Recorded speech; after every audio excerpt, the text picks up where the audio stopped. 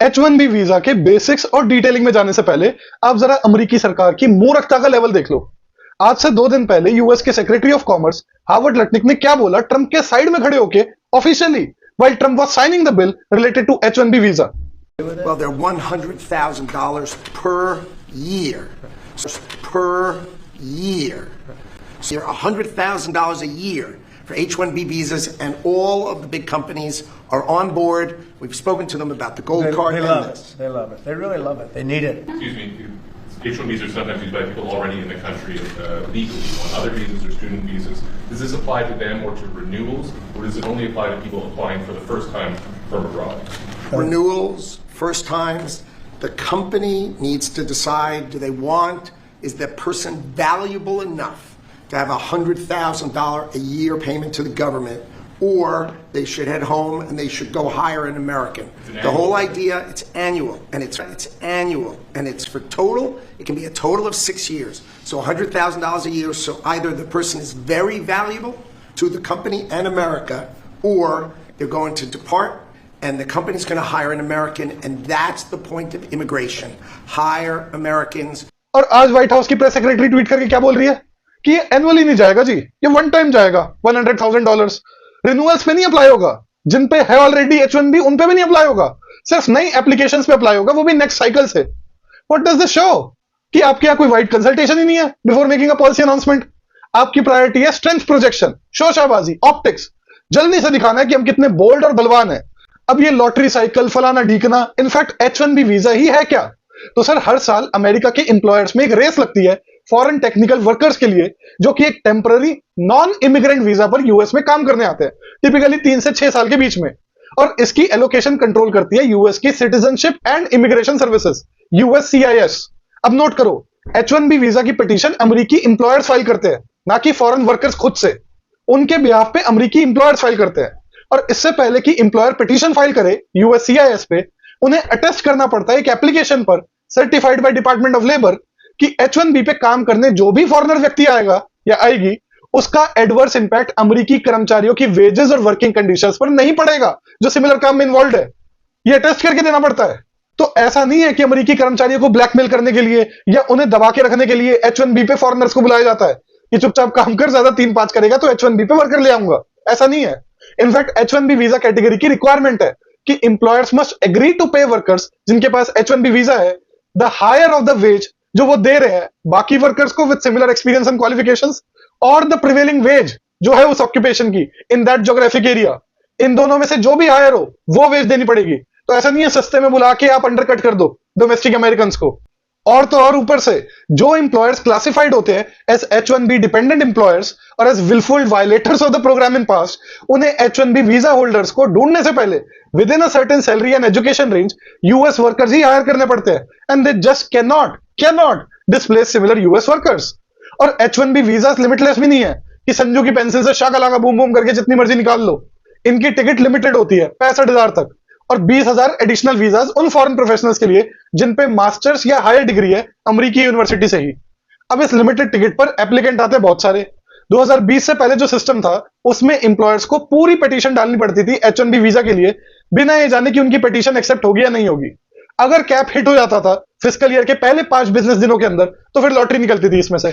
By the way, Trump जब पहली बार president बना था तो USCIS ने ज्यादा percentage of H1B petitions deny करी थी then in the preceding 4 years. To give you an idea, 6% जो 2015 में डिनाइल रेट था वो 4 गुना बढ़ के 24% हो गया 2018 में ट्रंप प्रेसिडेंसी के अंदर। लेकिन ये डिनाइल्स ओवरटर्न भी होने लगे तो डिनाइल का रेट भी फिर 2019 में 21%, 2020 में 13%, 2021 में 4% और 2022 में मात्र 2% पर आ गया। खैर, कमिंग टू द पॉइंट, 2020 में चेंजेस आए जिससे ये प्रोसेस ही पूरा बदल गया। अब एम्प्लॉयर्स को पूरी पिटीशन डालने की बजाय पहले मात्र $10 में प्रति फॉरेन व्यक्ति के लिए रजिस्ट्रेशन करना होता है। इस रजिस्ट्रेशन में बहुत ही लिमिटेड इंफॉर्मेशन होती है about the US employer and foreign national. बाद में जो पूरी पिटीशन डलती है उसमें डिटेल्ड इंफॉर्मेशन जाती है। रजिस्ट्रेशन अगर वीजा नंबर से ज्यादा हो तो लॉटरी निकलती है कि कौन एम्प्लॉयर्स फुल पिटीशन फाइल कर सकते हैं H1B वीजा के लिए। अब इस लॉटरी को थोड़ा अपने फेवर में करने के लिए एम्प्लॉयर्स कई बार अगेंस्ट द रूल्स एक व्यक्ति के लिए मल्टीपल रजिस्ट्रेशंस कर देते हैं। जैसे फाइनेंशियल ईयर 2021 में फॉर एग्जांपल सिंगल रजिस्ट्रेशन से ज्यादा मल्टीपल रजिस्ट्रेशन फाइल रखे थे एक बंदे के, और USCIS ने कहा भी कि इस पे हम कार्रवाई करेंगे। पर मेन सवाल यह है कि what about the impact of H1B visa on US workers? क्या अमेरिकन की हॉस्टिलिटी या ट्रंप इन पर्टिकुलर की हॉस्टिलिटी जस्टिफाइड है? और नोट करो 70% से ऊपर H1B वीजा के पिटिशनर इंडियंस ही होते हैं। सेकंड हाईएस्ट चाइनीज का शेयर 11 से 12% होता है मात्र। तो this can also be seen as another one of Trump's move directed against India. और खैर, हमें तो यह जानना है कि क्या H1B वीजा होल्डर्स का एडवर्स इंपैक्ट होता है ऑन यूएस वर्कर्स। तो सर 2020 में national foundation for American policy ने एक स्टडी निकाली जिसमें इन्होंने H1B वीजा होल्डर्स का इंपैक्ट स्टडी करा फ्रॉम 2005 टू 2018। सबसे पहले तो हमें यह समझना चाहिए कि H1B visa petitions as a share of college educated workforce in the US is not even 0.7%, 0.7%, और at most 2% of highly educated US workers. तो in the first approximation, it's not even plausible that H1B visa holders have any discernible impact on the market of college-educated labor force in the US. लेकिन they can have an impact if their numbers are concentrated in particular areas. By occupation अगर हम देखें तो सबसे ज्यादा H1B petitions 2005-18 के बीच में गई है in computer related occupations and disproportionately so. आपको दिख ही रहा होगा आपकी स्क्रीन पर। अप्रूव्ड H1B वीजा पिटिशंस की अगर आप देखोगे कि शेयर इनका कितना है वर्कफोर्स में, तो यहां आपको इकोनॉमिस्ट में सबसे हाई दिखेगा, अर्थशास्त्रियों में। Now the study found something important कि जिस ऑक्यूपेशन में H1B वीजा वालों का शेयर इंक्रीज हुआ है वर्कफोर्स में, उन वोकेशंस में अनएम्प्लॉयमेंट रेट रिड्यूस हुआ है। इनफैक्ट 1% शेयर अगर इंक्रीज होता है H1B वीजा वालों का वर्कफोर्स में, तो अनएम्प्लॉयमेंट 0.2% डाउन आ जाती है। और सिर्फ यही नहीं, अर्निंग्स बूस्ट होती है। 1% शेयर इंक्रीज पर अर्निंग बूस्ट होती है बिटवीन 0.1 टू 0.26% पॉइंट्स। अब ऐसा इसलिए है क्योंकि these workers are clearly acting as complements to American workers, not as substitutes. और ये पहले भी केस स्टडीज जो हुई है स्पेसिफिक वोकेशंस की, उसमें एस्टैब्लिश्ड हो रखा है। इनफैक्ट रिसर्च शोज कि एम्प्लॉयर्स H1B वीजा पर तब रिजॉर्ट करते हैं जब they have more difficulty in filling up the position, which suggest कि अमरीकियों की जॉब नहीं खाई जा रही यहां पर, लेकिन इसे as a employment of last resort की तरह देखा जा रहा है। और द फैक्ट कि H1B से या तो कोई इफेक्ट होता नहीं है यूएस वर्कर्स पे, या फिर पॉजिटिव ही हो रहा है, इट शोज कि this program enables employers to hire workers from abroad when they can not hire workers here. और H1B का ऑल्टरनेटिव ये नहीं है कि अमरीकियों को हायर कर लिया जाए। ऑल्टरनेटिव इज रिमोटली काम दे दो फॉरेनर्स को। ऑल्टरनेटिव इज कंपनी इंडिया में अपनी एग्जिस्टिंग या नई एफिलिएट ब्रांच में इंडियंस हायर कर ले। और ब्रॉडली रिसर्च ने यही दिखाया है कि H1B वीजा की वजह से इनोवेशन और प्रोडक्टिविटी दोनों ही बढ़ती है एम्प्लॉयर्स की। So the question is, why is Trump doing this? As Dean Baker had noted, it is always dangerous to try to get into Donald Trump's head, and there probably is not much point to the exercise. क्योंकि भाई साहब, the idea that there is some master plan or some deeper strategy, it just requires torturous ignoring of what the facts are. हमें literally वो करना पड़ेगा जिसे शास्त्रों में sane washing कहा गया है, brain washing की तरह sane washing, कि sanity ढूंढो।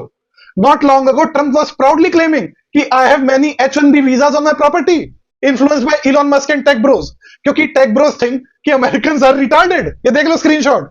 विवेक रामास्वामी टाइप नेताओं का तो सोचना है कि American culture has prioritized mediocrity over excellence, इसलिए H1B की जरूरत पड़ती है। American culture is to blame. Interestingly, left leaning economist Robert Reich का कहना है कि he resisted pressure from tech bros to raise the cap on H1B visa program when he was labor secretary, क्योंकि अमेरिकी व्यापारियों पे क्या इंसेंटिव है जी फिर अमेरिकियों को ट्रेन करके हायर करने का। तो भैया, पॉलिटिक्स देखो फॉर एंटरटेनमेंट, जजमेंट अपना बनाओ फैक्ट से, और सेन वॉशिंग को रेजिस्ट करो। चैनल फॉलो जरूर कर लेना।